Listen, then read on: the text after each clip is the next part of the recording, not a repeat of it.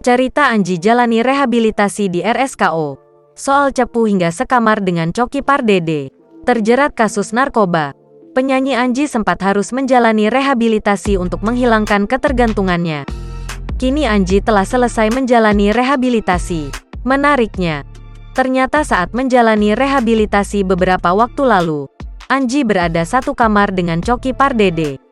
Dilansir dari kompas.com, Anji mengatakan dia yang mengajak Coki satu kamar dengannya ketika tahu sang komika direhabilitasi di Rumah Sakit Ketergantungan Obat Cibubur, Jakarta Timur.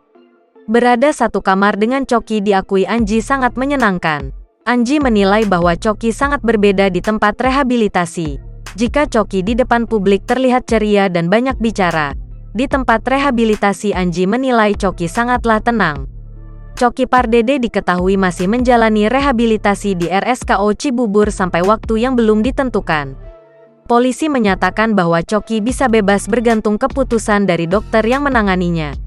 Soal cepu, Anji mengaku tak pernah mencari tahu siapa sosok cepu atau pelapor dari kasusnya.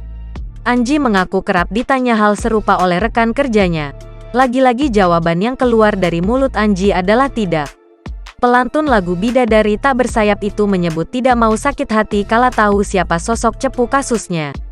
Ia percaya karma akan melakukan pekerjaannya sendiri untuk membalas perbuatan orang yang mengadukan dirinya. Sebagai informasi, sebelumnya, Anji diuntut hukuman 5 bulan rehabilitasi dalam kasus penyalahgunaan narkotika. Jangan lupa subscribe, share, komen, dan like ya!